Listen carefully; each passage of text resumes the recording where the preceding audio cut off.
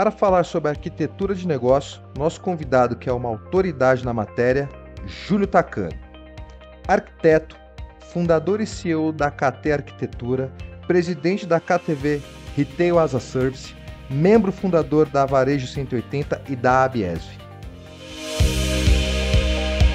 Para falar sobre esse tema, nós convidamos nada mais, nada menos que Júlio Takano, uma referência sobre arquitetura para lojas. Ele que é formado pelo Instituto Mackenzie em Arquitetura, CEO da Arquitetura de Negócio. Júlio, muito obrigado por aceitar nosso convite. Seja bem-vindo.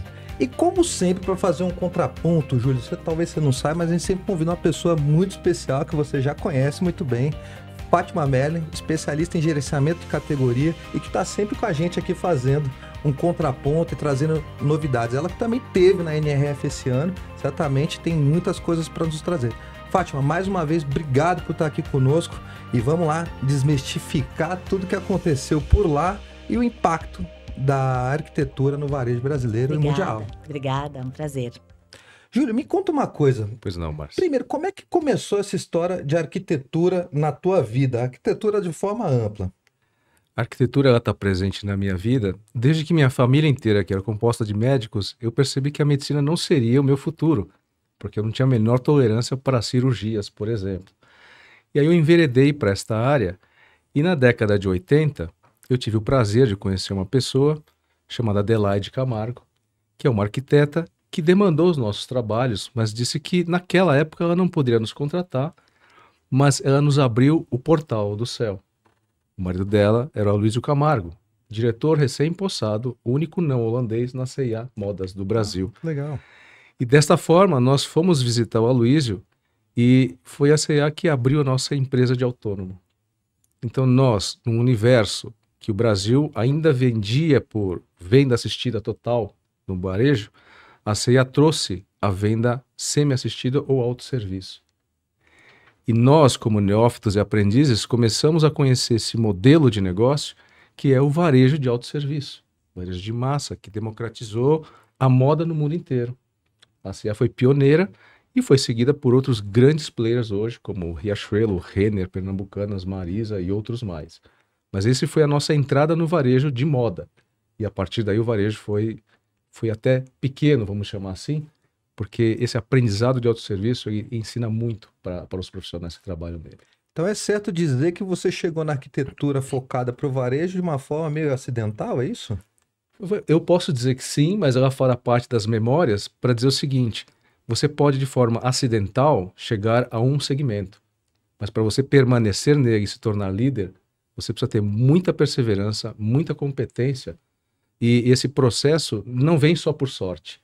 A sequência são quase 35 anos, né, de trabalho para poder fazer conceitos para essas empresas que acabam se tornando líderes dos seus segmentos, né? E por consequência a gente vem buscando cada vez mais aprimorar nossos trabalhos. Legal.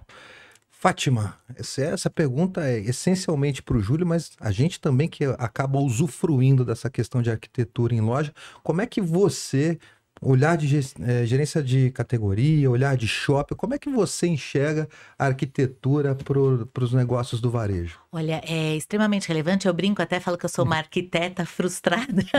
Eu queria ser arquiteta, mas enveredei para arquitetura de gôndola, né? Que tem a ver com o gerenciamento por categoria. Na minha perspectiva, são áreas complementares e por que minha parceria, e adoro, assim, tenho o Júlio como um mestre realmente, porque ele trabalha essa visão 360, né? Olhando cada detalhe da loja para ser uma experiência integrativa, tendo o shopper, o consumidor no centro das decisões. E o gerenciamento por categoria é uma parte crucial, porque ele conecta todos esses P's. É a arquitetura, é o design, é a comunicação, mas também é o produto certo, bem executado, com um posicionamento adequado, com preço consistente. Então, eu entendo que são atividades, inclusive, correlacionadas e complementares, né, para que se possa promover o que a gente mais quer, que é essa experiência diferenciada dentro das lojas. Muito bom. Júlio, quando se fala de arquitetura, se pensa muito em imagem, em design e tudo mais. Mas todo mundo que é varejista, no final do dia, está em busca de vender mais, vender melhor, destacar produto. Como é que a arquitetura impacta nas vendas, na experiência? Como é que vocês pensam isso lá na KT? A palavra arquitetura hoje, você na introdução, Márcio, colocou a palavra negócio. E a arquitetura de negócio, ela é a integração na parte de tecnologia da informação, onde você tem uma visão 360 graus da operação. Para você fazer um RP, você precisa ter entendimento da arquitetura do negócio. E daí que veio o termo. Esta visão 360 que a Fátima citou, é uma visão onde, quando você fala, eu quero fazer uma loja nova. E aí, durante o briefing, você entende que para se fazer a loja nova, a governança tem que estar ok, o sistema tributário, contábil, jurídico e principalmente controladoria tem que estar ok. Por quê? A loja, ela é uma lente de aumento. A arquitetura propriamente dita é uma lente de aumento que amplia os problemas e os benefícios. Legal. E é muito ruim ampliar problemas para o cliente. Então você volta para arrumar. Arquitetos não estudaram para arrumar isso. Arquitetos estudaram para fazer a lente de aumento. Então eu percebi que eu não podia só ampliar essas virtudes e defeitos, mas que a gente partiu para um campo de ajudar. E a Fátima é nossa parceira na área de gestão de categorias, justamente porque esses ajustes são necessários ser feitos. E hoje, a arquitetura de negócio é uma disciplina a ser estudada para promover a integração dessas soluções que passam desde a governança, orientação de uma empresa para que a loja fique o quê? Deslumbrante. E a gente tem um mantra que diz: fazemos as lojas que vendem mais. Que esse mantra é um compromisso com o cliente. Vender mais significa que loja que vende, nada que você fizer nela, seja de arquitetura, de visual, de mobiliário, de experiência, seja caro. Porque as lojas têm que vender para pagar essa operação. Então, aí você fecha um ciclo virtuoso. E só um complemento, o que eu gosto muito do trabalho da KT é que esse olhar 360 permite que você não só tenha uma loja bonita, que normalmente a arquitetura traz para isso, mas é rentável, produtiva, eficiente. Então, isso traz em função dessa inteligência de dados que está por trás das decisões em todos os P's, né? É produto, é o mobiliário e por aí vai. Retorno sobre investimento, né? No final das contas, você quer fazer um investimento como esse, quer atrair mais gente, fazer com que as pessoas permaneçam lá, mas no final do dia, o varejo em si está em busca do famoso retorno. E vem cá, vocês têm cases que mostram que o trabalho de uma arquitetura junto com o trabalho de EC, já entendi que a gente não está falando só da arquitetura friamente aqui, estamos falando de entendimento de negócio. O Júlio já me trouxe aqui controladoria, governança, já me deu um tapa na cara, falou: mas não vem subestimar o meu trabalho, que nós vamos fazer muito mais do que isso. Já entendi, Júlio. Mas como que são os cases e como é que vocês têm, quais resultados palpáveis para a nossa audiência entender o impacto que isso pode trazer para o negócio? Vocês têm algum case que vai... Olha, a gente fez uma mudança na determinada loja e isso transformou o resultado daquela loja? Nós chamamos este processo de ecossistemas de negócios. O mercado hoje, o mercado indústria e distribuição, demanda os maiores e melhores canais para distribuir seus produtos. Porque o varejo pós-pandêmico, ele sofreu uma requalificação, uma depuração. Então, como as indústrias estão procurando vários canais, elas querem estar próximas a canais que valorizem suas mercadorias, produtos e serviços. Então, quando a gente constrói um ecossistema e a marca percebe que o ambiente é propício a essa percepção da qualidade do produto, mais a experiência construída e não destrói valor através de programas de promoções que degradam a qualidade do produto, isto passa a ser um privilégio para as indústrias estarem dentro desse ecossistema. Então, falando de casos, a gente tem vários, mas eu quero citar talvez um dos mais recentes. Chama-se Casas Bahia Experience. Então, você, Márcio, já deve ter ouvido falar dessa marca, já visitou, tem 1000 lojas no Brasil, uma marca extremamente popular. Porém, a Casas Bahia Experience é a cristalização de como uma marca pode polarizar por um ponto de venda somente muitas marcas, mais de 200 marcas. Do segmento de alimentação, que não tinha dentro de uma loja, de utilidades domésticas, entretenimento, não existiam. Quando ela conecta, esta loja que fica aqui na Marginal Tietê, inicialmente ela vendia 15.000 tickets diários. Com o novo projeto de ecossistema, ela passou a vender 15.000 tickets mensais. Ela passou a vender 150.000 tickets mensais. 10 vezes mais. 10 vezes mais, mas os 150.000 é uma cidade, ou 3 cidades do interior de 50.000 habitantes. Então, este processo faz com que você possa ter um KPI para conseguir avaliar Não é fluxo que a gente está falando de tickets Conversão, vendidos, né? fazendo as lojas que vendem mais, né? Então, esse caso é um dos casos, mas mostra-se como o ecossistema se mostra mais forte do que só fazer uma loja nova. É um negócio novo dentro do grupo. Uma flagship, não, aquela loja, ela foi replicada, 30% dela no Pará e no Amazonas. Foram 100 lojas no Pará e 40 lojas no Amazonas que têm esse DNA. O resultado foi surpreendente. A gente também replicou isso no Aricanduva e superou em 60% a estimativa de venda. Então, uma loja que é um ecossistema e a empresa aprende a operar, você tem resultados exponenciais, né, de percepção, principalmente para o cliente. E aí, Fátima, sinergia, né? O Júlio falou muito, ele acabou levantando uma bola aqui, pelo que eu percebi nas entrelinhas, ele me corrige se eu estiver errado, mas nunca é uma atividade sozinha, né? Ele falou sobre operação, ele falou sobre engajamento de vendedor, gerenciamento de categoria, uma série de novos produtos que não eram conhecidos por aquela operação, fazendo parte do negócio. Como é que organiza tudo isso, né? A Casas Bahia, eu tive lá já algumas vezes. E aí, como é que organiza tudo isso? Como é que faz o shopper entender esse volume de informações? Eu acho que super relevante o tema que o Júlio sempre traz, que é a questão do olhar 360 do ecossistema de negócio, né? Porque no fim a gente está falando, você parte de um propósito, de uma proposta de valor, você desdobra isso de maneira efetiva, conectando com o seu público-alvo, e a gente tem diferentes shoppers com diferentes necessidades e realidades, então eu preciso adequar essa minha proposta de valor com o meu público-alvo, unir essas inteligências e considerando toda a governança de dados, que às vezes é negligenciada no varejo, para que eu possa fazer uso disso para desdobrar em todas essas frentes. E aí envolve pessoas, o varejo é feito de gente para atender gente, então eu preciso entender, formar e desenvolver gente, às vezes repensando, inclusive, como ele mesmo disse, KPIs de o que eu vou mensurar dos diferentes níveis ali que estarão envolvidos na minha operação. E para o shopper, o maior benefício está quando eu penso de uma maneira integrada, eu saio de vender produto e eu vou pensar em soluções. O Júlio não falou aqui, mas pode falar, recomendo, o case dele da Tramontina, por exemplo, né? Que ele sai de vender produto e começa a trabalhar universos da casa e por aí vai. Então, para o shopper, a loja torna aquilo que ele mais quer. Rápida, fácil, prática, produtiva, resolutiva, facilitando o processo de escolha, de compra e de decisão. Então, para o shopper, isso é muito desejado. E ele, quando desenha, inclusive, qual é a loja do futuro, as palavras de ordem são essas: facilidade, praticidade, rapidez, conveniência, uma jornada fluida e resolutiva. Júlio, eu tive no evento da Varejo 180, assisti a sua palestra e você falou sobre um conceito de que as lojas deveriam ser o nosso terceiro lugar. Me fala um pouco disso. Primeiro, qual é o primeiro, do seu ponto de vista? O segundo, e por que deveria ser o terceiro?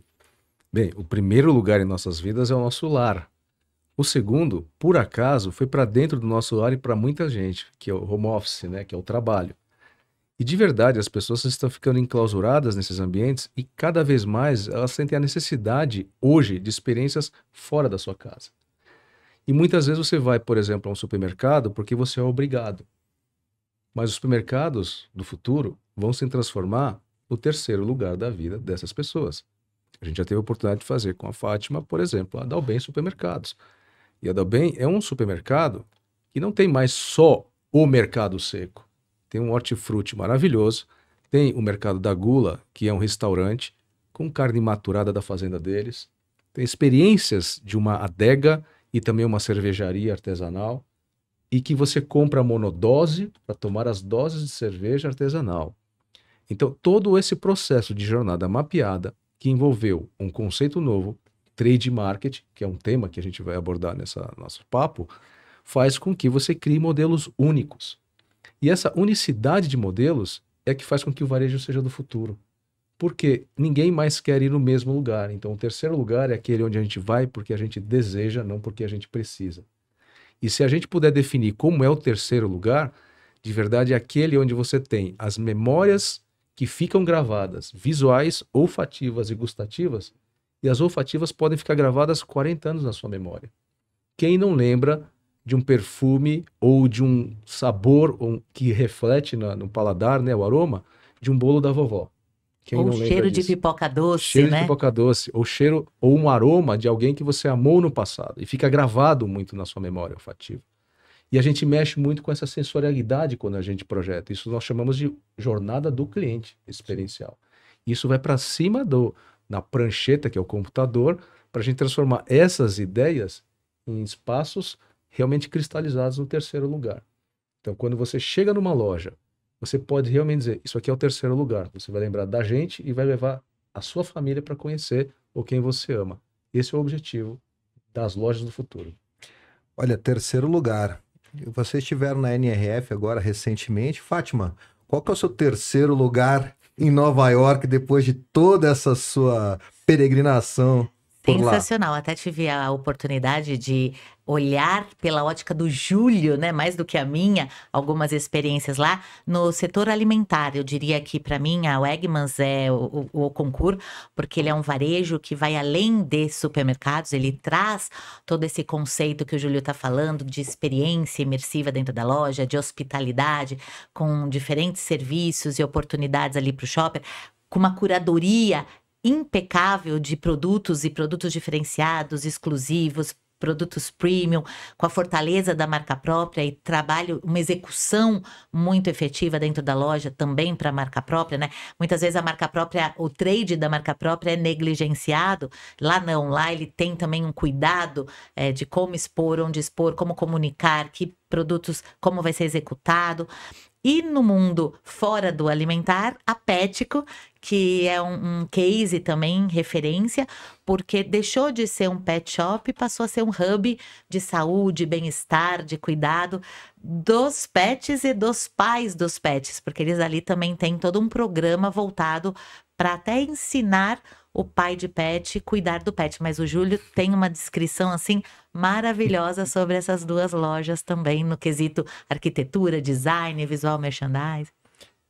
Terceiro lugar, Júlio, em Nova York. Primeiro, vamos começar por lá, depois a gente vai vindo tropicalizando. Mas por hora, qual foi o seu terceiro lugar? Deve ter sido vários, mas o que mais se destacou de tudo que você viu por lá? Eu acho que o meu terceiro lugar, talvez podendo falar de 2 lugares, é primeiro a Arc'teryx. A Arc'teryx é um fóssil que foi descoberto há 140 milhões de anos atrás, né, que viveu, mas este réptil, ele, para sobreviver, ele rastejava, ele criou penas e aprendeu a voar. E da onde vem o aprendizado para esse projeto? Adaptabilidade. O varejo hoje do futuro, ele tem que ter a adaptabilidade. O mercado está mudando rápido, se você não tiver adaptabilidade, você não acompanha a mudança. E esta marca, ela vende produtos outdoor, produtos para montanha, alpinismo, e hoje você tem Patagônia, que eu digo que não é uma marca, é uma religião, né? The North Face, um campeão de tecnologia, como uma marca de fábrica, que já está em mais de 5.000 pontos de venda, ela vai no modelo DTC, Direct to Consumer. Ela sai do modelo B2B e entra no B2C com competência, falando de sustentabilidade e alta tecnologia. As roupas não são costuradas, elas são soldadas a quente. Então, você não ter costura deixa a roupa mais leve. Então, tudo é mais leve e tudo isola mais, ou seja, chega num nível de precisão. Então, o que é essa loja? Por que ela chama atenção? Você sai de um frio de menos 11 graus, sensação térmica na rua, mas ainda entra numa loja aconchegante, que ela está a 22 graus, e você olha feminino e masculino, como se todas as peças na loja fossem verdadeiras joias. Joias mesmo, isoladas e valorizadas. Aí chama atenção. E com uma luz, que a gente chama luz fria de montanha. É uma luz fria, azulada. Nós estamos no estúdio. Essa luz, se você fotografar, ela é azulada. Ela é luz fria que reproduz a nossa matiz de pele. Quando você caminha, você chega num ponto central da loja, que é o cume da montanha. Lá o ar é frio, mas frio que você está na montanha. Você teve essa percepção de transição e a luz é mais fria ainda. Vou te dar números, tá? A luz amarela da nossa casa, na cozinha, é 2.700. Quando ela é fria, é 4.000. Na montanha é 7.000. Você tira a foto, a montanha é azul, o iceberg é azul. Essas experiências de transição são a construção da precisão de quem projetou, entendeu o que é você criar o que a gente chama de efeito Disney cenográfico. Só que depois de passar tanto frio, você quer tomar algo quentinho. Eles têm no fundo da loja um café. Chama A-Frame. Lá é madeira com desenho escandinavo. Lá você tem 24 graus de temperatura. Para quem estava em menos 11, 24 é o céu. Você não quer mais sair de lá. Então você viu a loja, e é um café delicioso. Você passa 1 hora no mínimo lá dentro. São coisas que parecem simples, mas nesta narrativa, não sou eu que percebo. Os clientes percebem e eles estacionam. Será que a loja acabou? Não, no subsolo. Ela tem serviços. E aí sim ela arrebentou o mercado. Por quê? Você compra a roupa, pode customizar. Você machucou a roupa, ele conserta. De 5 minutos a 2 dias. Só que as roupas que estragam muito, você pode trocar a manga inteira e eles acoplam uma nova. E essa vira uma peça 1 de 1. E é vendida com 70% de desconto. Onde é que tem fila para comprar roupa nessa loja? Na área de circularidade. Então ela chegou com uma proposta, porque toda circularidade em loja é sebo. Na loja é ponto focal.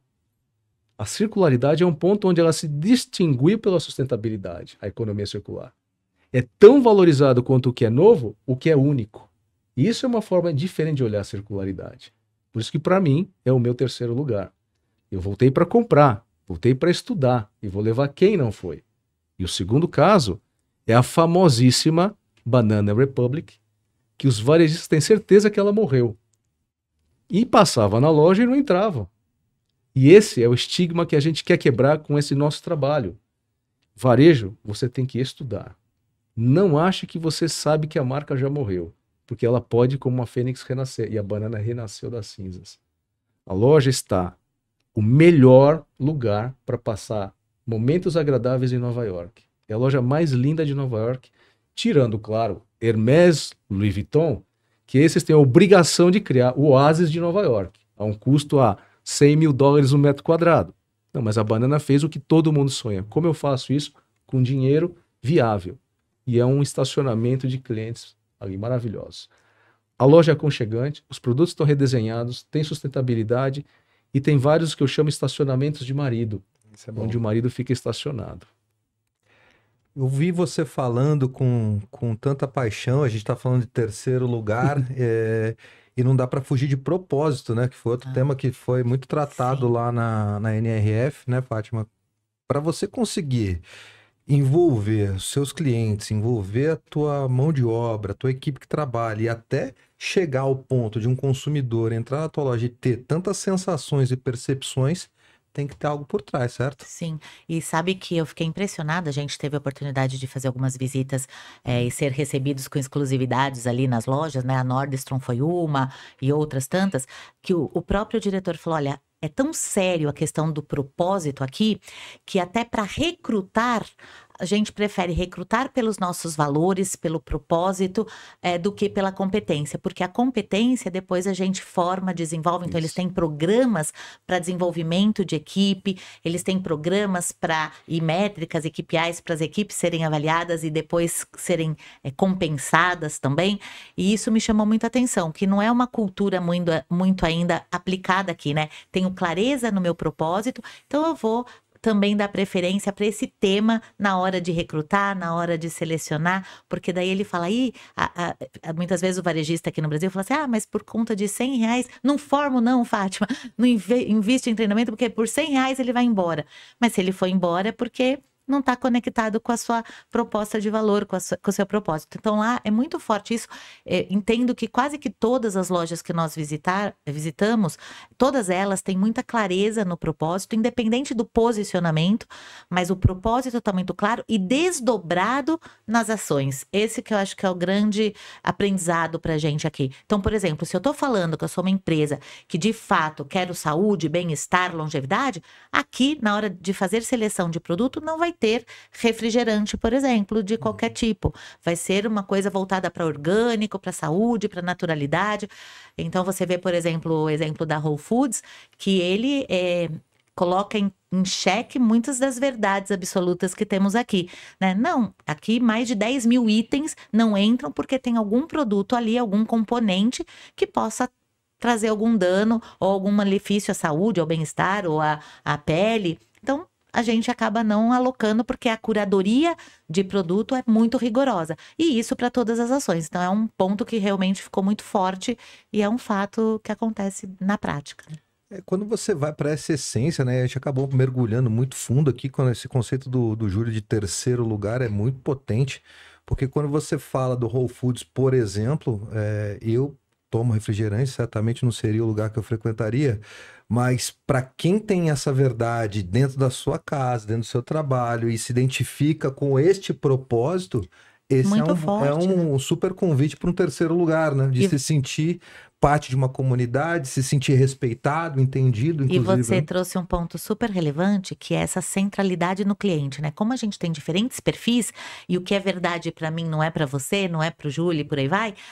Se no passado eu brincava sempre, né, falava da importância de você conhecer o shopper, o consumidor, trazer esse conhecimento para tomar decisões, hoje cada vez mais. Então, um dos temas que foi assim permeado por todas essas empresas, em várias palestras, é esse tema da centralidade do cliente. Eu preciso conhecer a fundo, entender quem é o meu cliente de valor, para desdobrar as minhas ações e priorizar aquilo que é relevante para ele, para que eu possa ter esse engajamento, essa recompra, essa retenção e essa fidelização. Né?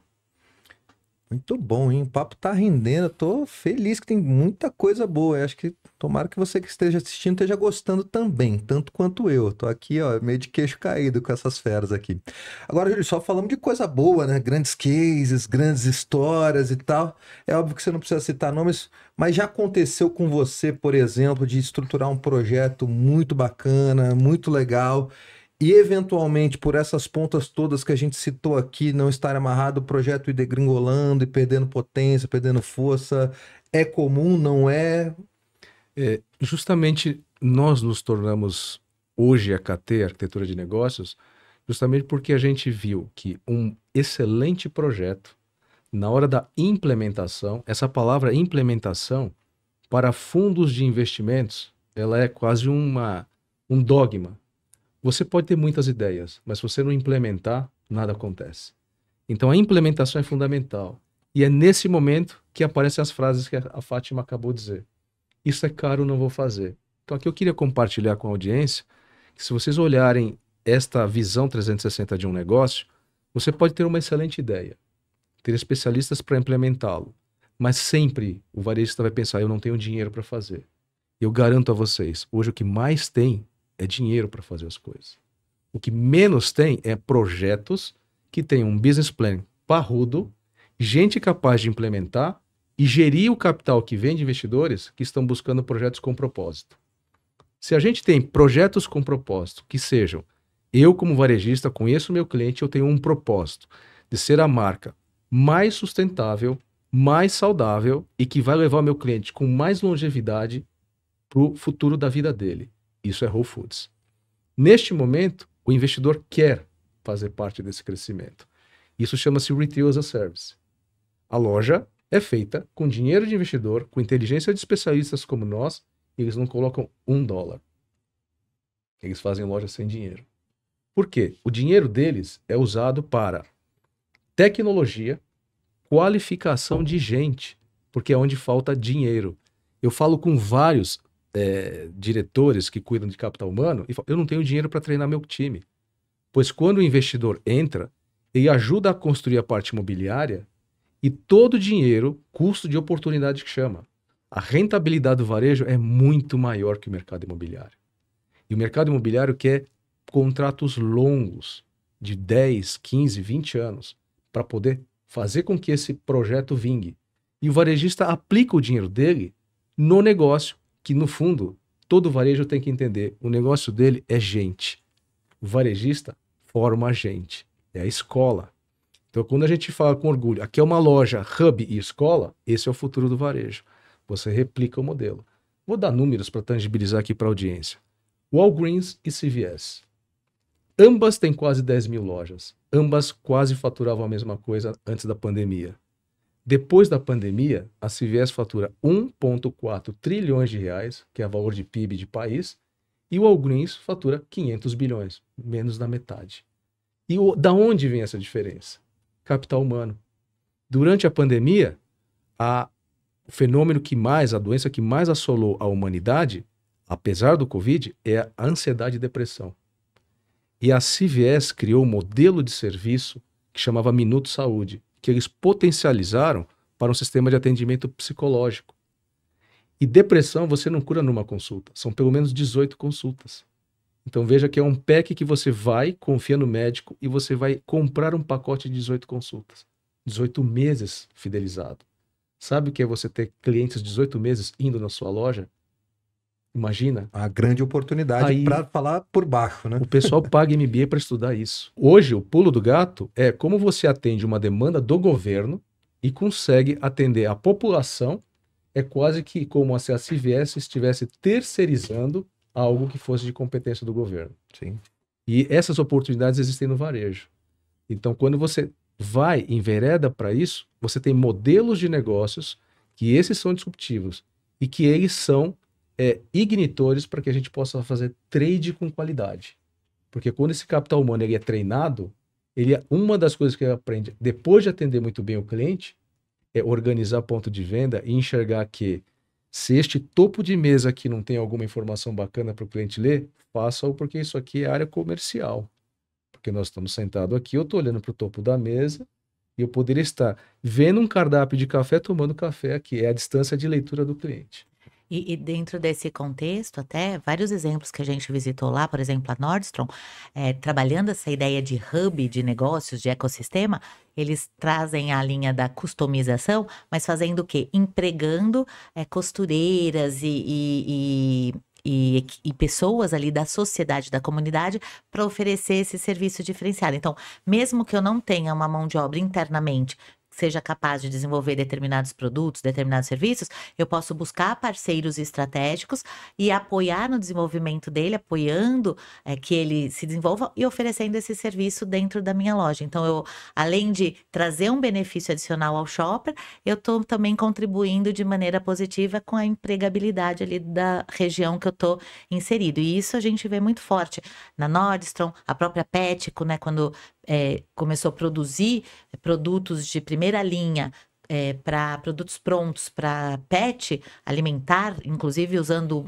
chefes, etc e tal, isso virou uma febre tão grande que hoje ela já expandiu esse negócio para como fornecedor de varejos mais tradicionais, porque eles também querem ter acesso a produtos dessa natureza. Então, você acaba trazendo novos serviços, novos produtos de várias formas quando você tem essa visão de ecossistema.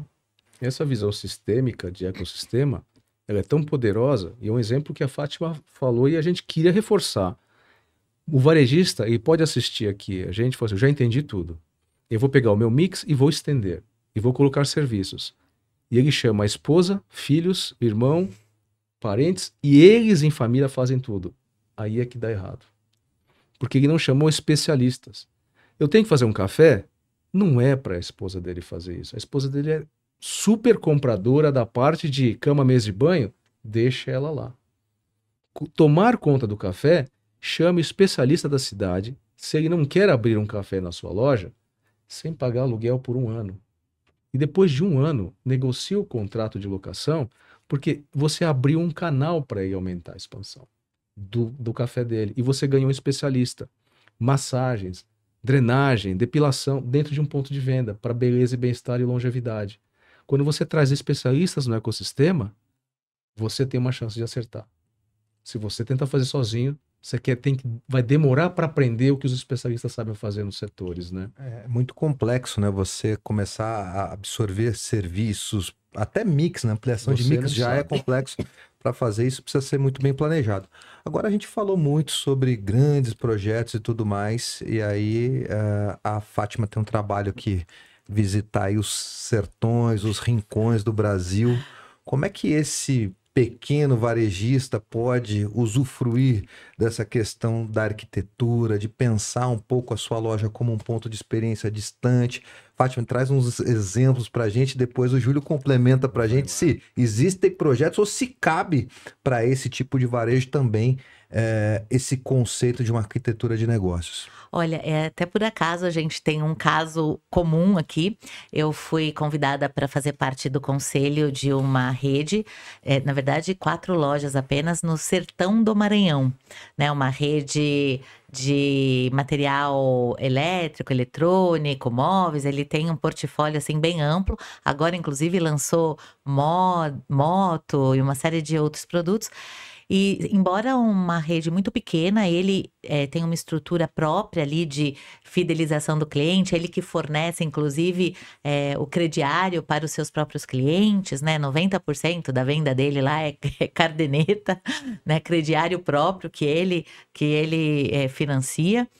Mas eu entendo, assim, com tudo que eu vejo, é uma disparidade muito grande, né? Se a gente pensar nos grandes centros e pelo sertão, mas tudo tem a ver com a questão de visão de negócio, estratégia e a mente aberta do varejista para fazer acontecer. Porque este caso, por exemplo, é um caso de um pequeno varejo do sertão que ele falou, não, eu quero trazer aqui para o meu cliente uma loja diferenciada, pensando em soluções, pensando em mundo, pensando em promover uma experiência diferenciada, dentro do que caiba no meu bolso, mas também adequado ao meu perfil, porque a gente tem que fazer sempre esse depara, né?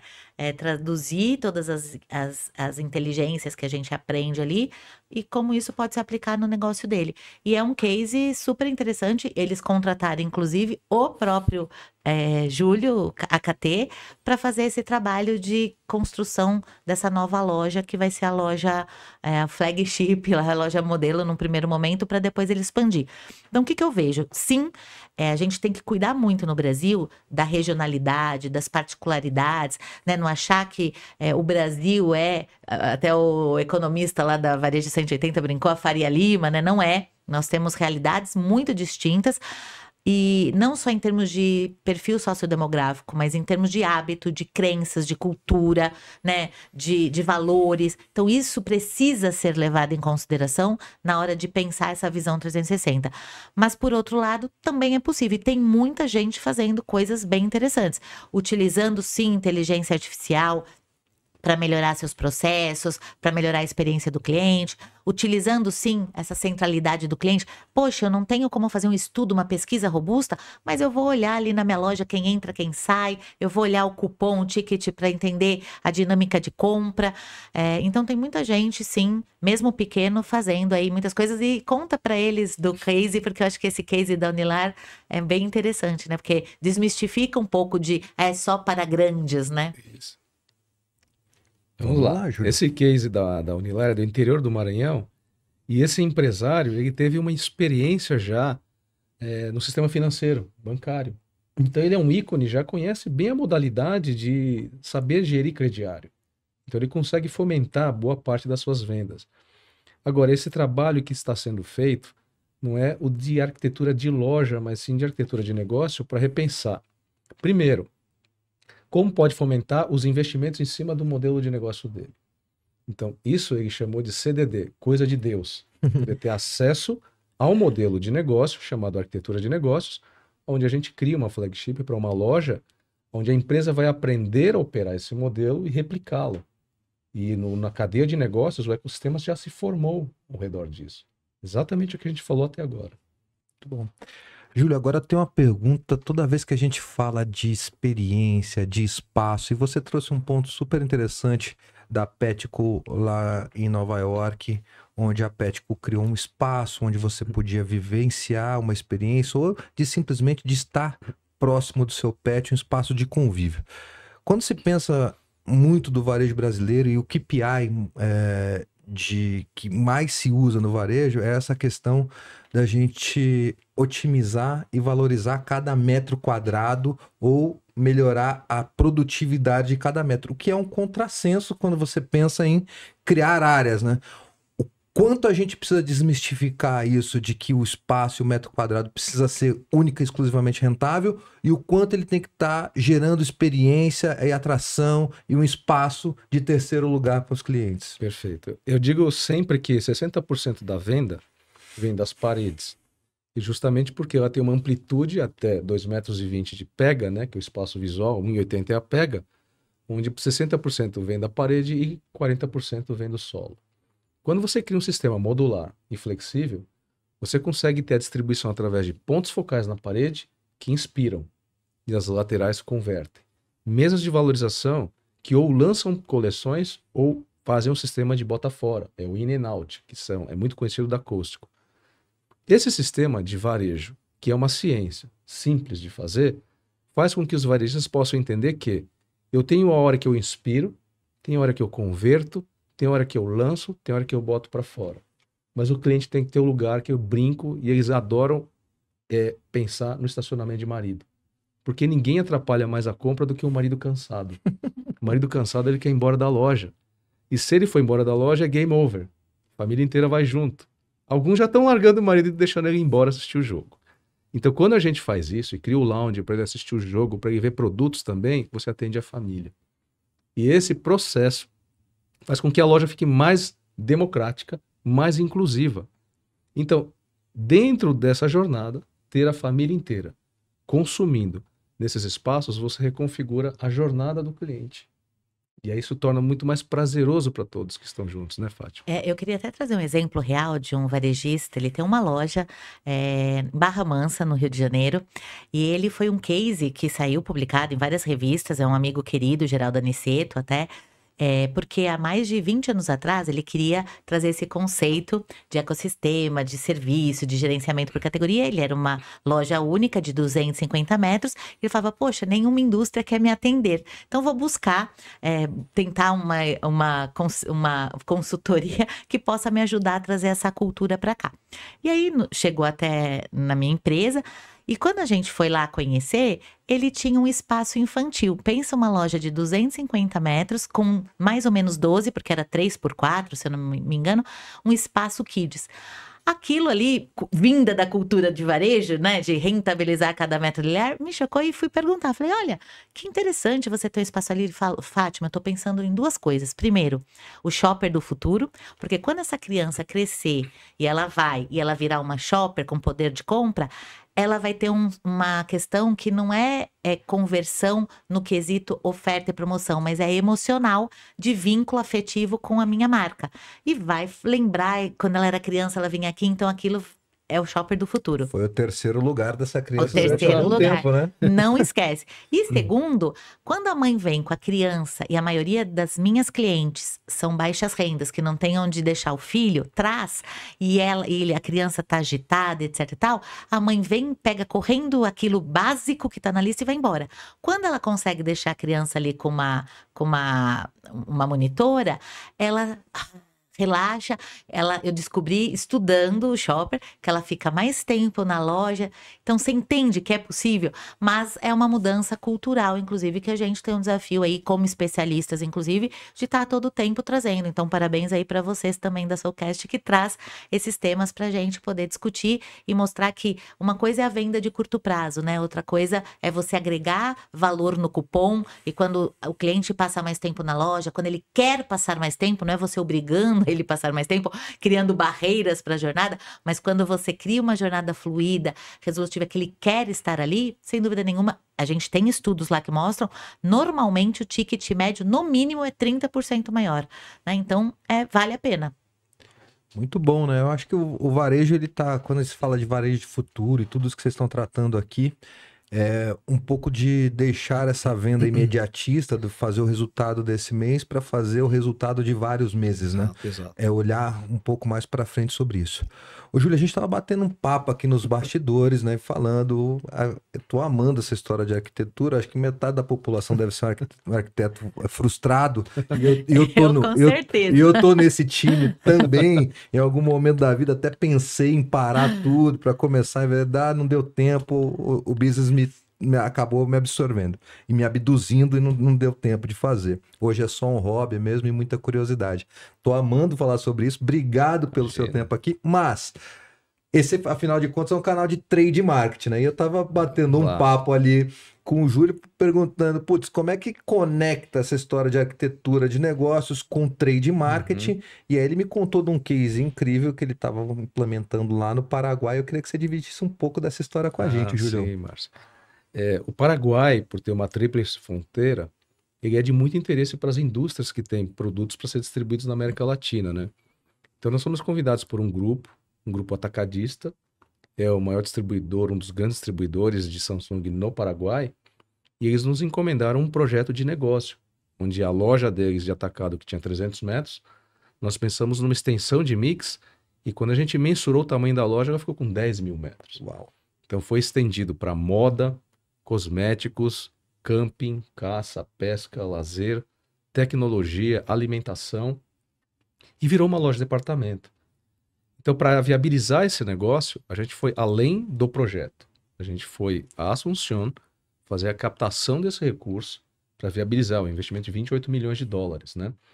E foi inaugurado em dezembro do ano passado, de 24, já com todos os departamentos incluídos, e a tônica aqui, o uso da ferramenta do trade marketing nesse processo, foi entender exatamente as dores e benefícios que a gente tinha que oferecer. Eu acho que o trade nada mais é que entender a dor da indústria e da distribuição, entender que ela quer produtos e serviços no melhor canal, mas que esse canal construa a marca dela. Então, hoje, a China quer vir para o Brasil. O mundo quer vir para o Brasil ou para a América Latina. Somos um canal de distribuição. Então, marcas como, eu vou citar nomes aqui, eles não são patrocinadores, mas Realme e Oppo. Realme e Oppo são hoje os grandes concorrentes da Samsung. Quando você mostra um novo projeto, eles falam, eu estou aí dentro, tá? Eles viram o projeto. E a Samsung fala, não, mas eu preciso crescer. Você cria uma disputa. O trade marketing, se ele bem feito, se você tem, por exemplo, 40 pontos mapeados que você pode trazer, e você tem 80 marcas interessadas, esse é o sonho de desejo de todo varejista. Sim. Ter 40 pontos mapeados e 80 pessoas empresas querendo entrar. E foi isso que nós conseguimos. Marcas de moda, que eram objeto de desejo e não estavam ainda no Paraguai, entraram, firmaram acordo. Nós tínhamos valores, eu vou dar números absolutos, né? 10 e você consegue 50 de patrocínio. 5 vezes maior do que a gente esperava na negociação, onde se a gente fizesse um planejamento de ROI, eu mapeio todos os equipamentos hoje, todos. Eu tenho ali um ponto focal que está ali atrás da Fátima. Eu tenho 2 cabeceiras, direita e esquerda. Quando o cliente olha o produto naquele equipamento, as laterais podem usar para comunicar a marca. E isso eu mapeio. Quando eu mapeio, eu divido o custo da loja de construção por todas as áreas que eu mapeei. E digo o seguinte, se eu conseguisse a parceria das indústrias e eu ajudar a cuidar dessa marca no ponto de venda, dessa forma como eu estou pensando e prometendo, eu cuido, eu analiso a venda, mando o relatório mensal para ela. Isso deu certo. O ROI pode acontecer em 4, 3, 2 ou 1 ano. Que varejista consegue ter ROI de 1 ano? Difícil. Não tem. O trade não pensa ainda assim. O trade fala, eu tenho uma ação, você quer pagar?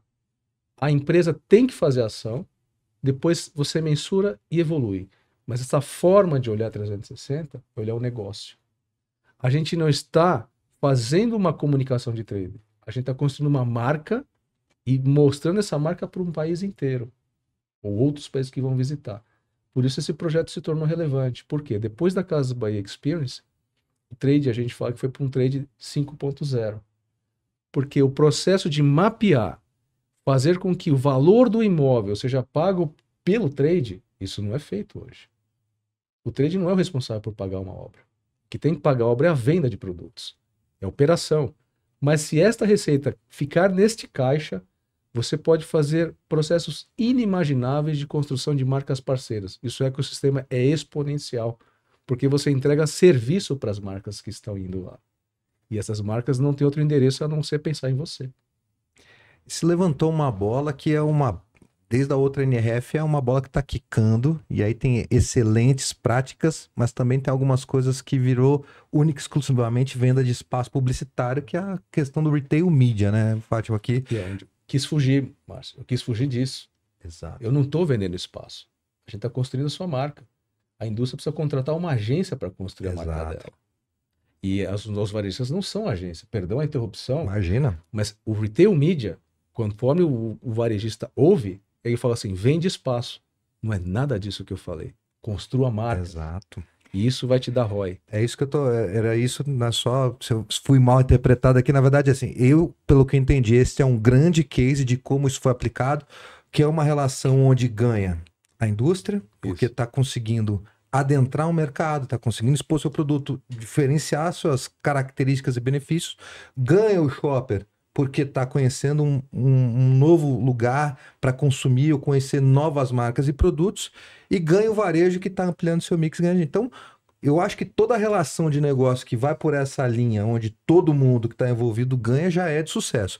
O que a gente vê, é por isso que eu chamei o tema do Retail Media, que é uma leitura muito rasa sobre o tema, que virou comercialização de espaço. E você sabe que, assim, aproveitando, a gente faz um estudo todo mês de outubro com 2.000 consumidores, normalmente 2.000, 2.100, nada estatístico, robusto, mas para ouvi-los sobre temas relevantes. E aí, um dos temas do mês de outubro passado foi sobre o Retail Media, né? Primeiro, óbvio, entendendo o que ele entendia sobre isso, né? A maioria fala, a propaganda lá, uma coisa decadente até, né, para ser bem sincera. Mas o que me chamou a atenção foi quando a gente perguntou para ele dar nota de 0 a 10 sobre o que ele viu, se foi relevante para melhorar um uso de um produto, se trouxe benefício sobre aquilo, se agregou valor para uma dica de receita, coisa de tal. A nota foi nota 4. Então, para o shopper, ele não está tendo essa visão efetivamente de relevância para melhorar a jornada dele, ou para melhorar a compra dele, ou para melhorar a experiência dele, para uso, consumo, etc. E até foi interessante porque a gente deixa aberto se quiser fazer comentários. Raramente fazem, mas uma pessoa comentou, falou, olha, outro dia, por exemplo, é tão irrelevante que eu precisava comprar azeite, fui no corredor de azeite e tinha uma mídia lá de detergente. Eu não entendi muito bem, mas também nem dei bola, porque para mim não fez sentido nenhum. Esse é o cuidado que a gente tem que ter. Eu acho que é um movimento que está acontecendo, lá fora a gente vê muito sendo executado, mas precisa ter inteligência, precisa ter planejamento, assim como a gente falava dos tabloides, né? Precisa ter uma estratégia de tabloide, não é por qualquer produto, de qualquer forma, porque aí você vai avaliar, você não agregou novos shoppers, você não aumentou o ticket médio.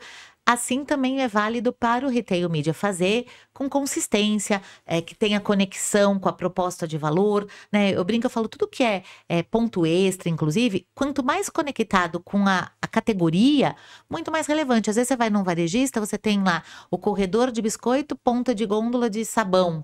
Você fala, gente, está desperdiçando um espaço super nobre. Então, começar a ter essas conexões, né, do que é relevante, isso é um ponto super relevante e bacana de trazer para a discussão. Legal. Olha, com muita dor no coração, falta pouquinho para a gente acabar, mas eu não posso terminar esse papo sem falar de inteligência artificial, que foi o que mais foi citado na NRF 2025, me corrijam se eu estiver errado.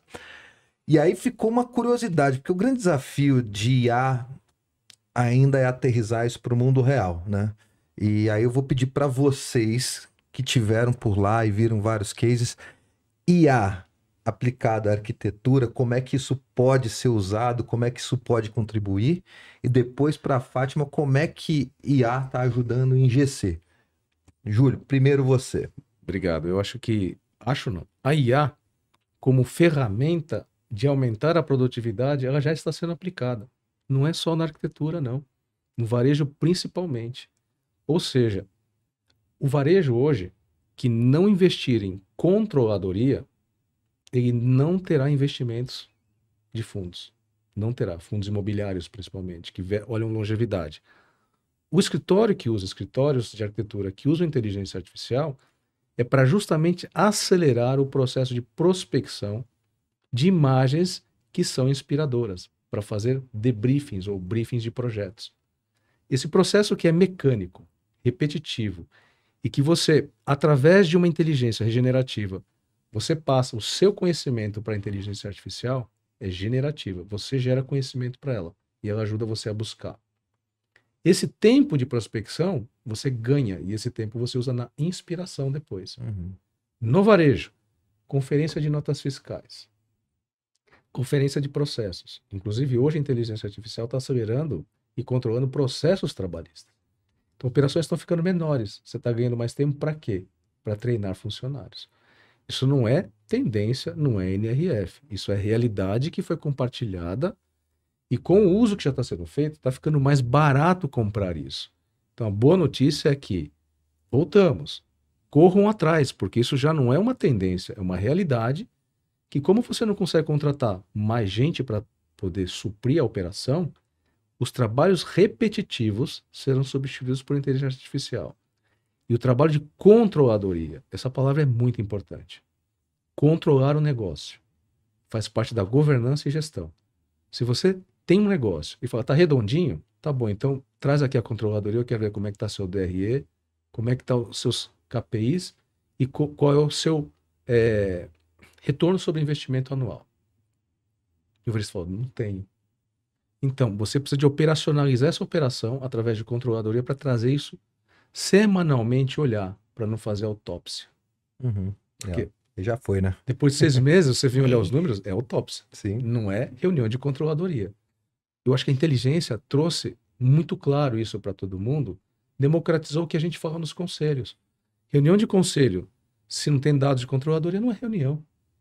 Você fica fazendo conjectura e todo mundo fala o que acha que tem que fazer na empresa. É toró de parpite. Exatamente. Boa. É isso.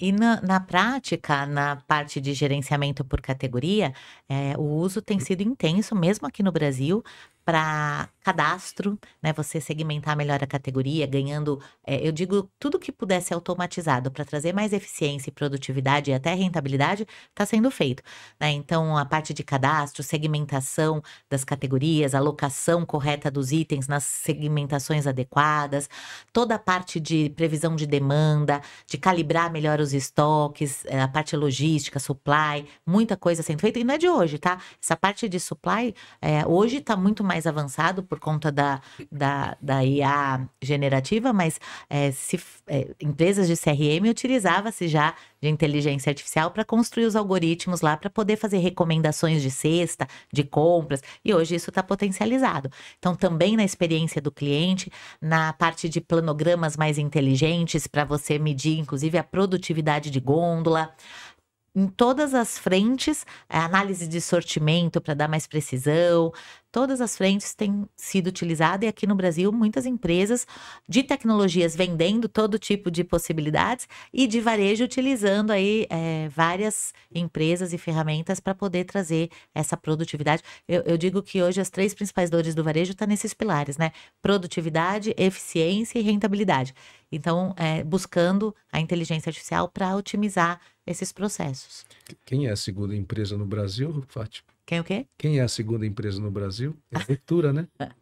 Se fosse a Ruptura um varejista, mais de 25 bilhões de reais em Ruptura. Uau.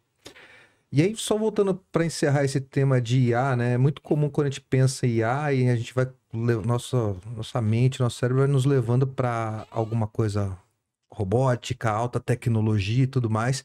Mas também trouxe um tema de reflexão sobre a humanização, né? O Júlio trouxe aqui, quanto mais ela vai gerando essa oportunidade de a gente minimizar tempo com processos repetitivos, ele trouxe um tema muito importante, mais tempo a gente tem para capacitar pessoas, e isso é fundamental, porque no final do dia, a Fátima sempre fala, né? O varejo são pessoas, atendendo pessoas, cuidando de pessoas. A gente falou de experiência da CVS aqui, falando sobre cuidados pós-pandemia, e essa humanização tem muito a ver com o que a gente faz lá na Soul, trade marketing, ter sempre um especialista lá na ponta para atender e entender os shoppers. Olha, é com muita tristeza que eu vou encerrando, porque foi de fato um papo muito bacana, muito gostoso, muito elucidativo, e obrigado por tudo, pelo tempo de vocês. Mas antes de pedir, Júlio, queria que falasse como é que a gente encontra tanto a KT quanto o Júlio nas redes e mídias sociais. Nas mídias sociais, kt.kawahari-takano no Instagram e julio.takano também no Instagram. E você, Fátima, por onde a gente encontra? Também, tanto no Instagram, LinkedIn, Fátima.Merlin, só me procurar por lá. Estamos aí à disposição. Uma honra, um prazer estar aqui também. Gente, mais uma vez, obrigado. Obrigado, Júlio, pelo tempo. Que seja um novo ano muito interessante para você, já com cheio de insights. Imagino que a cabeça e os projetos estejam fervilhando. Mais uma vez, obrigado por estar aqui conosco. Obrigado, Márcio. Eu queria parabenizar o trabalho aí da Soul Trade Marketing, porque esse trabalho de você poder compartilhar conhecimento, é onde eu e a Fátima ficamos muito felizes em poder ajudar varejistas a achar um caminho. E não foi por acaso que a Fátima falou de Unilar, porque quando você usa o programa para compartilhar, nós não divulgamos esse trabalho. Porque é como um trabalho de medicina. Algum médico já te procurou para saber se você estava com dor de estômago? Não. Não, você tem que estar com a dor de estômago. A consciência de ter a dor é o primeiro processo de transformação. Então, eu queria compartilhar. Se você tem uma dor, vá atrás da solução. Se você não tem a dor, se preocupe, porque as coisas estão mudando muito rápido. Então, eu acho que o processo de conscientização que vocês estão fazendo no mercado brasileiro é louvável e de dar parabéns. Parabéns pelo trabalho de vocês. Muito obrigado. Fátima, últimos recados. Não, agradecer a oportunidade, acho que tá aqui falando sobre essas tendências, mas sobretudo com esse olhar de aplicabilidade, faz toda a diferença, e estar ao lado desse mentor, desse mestre, guru aí da arquitetura e design, mas sobretudo dessa arquitetura de negócios, faz toda a diferença. Para mim também ele é uma escola e tô aprendendo. Então, muito obrigada pela oportunidade. Bom, chegamos ao fim, foi um podcast dos mais ricos que a gente teve por aqui. Eu tô muito feliz em encerrar, espero que vocês tenham gostado também e espero que tem muito mais vindo esse ano pela frente, um ano que promete muito, boas vendas, bons negócios, e a gente se vê logo logo aqui no Soulcast. Um grande abraço.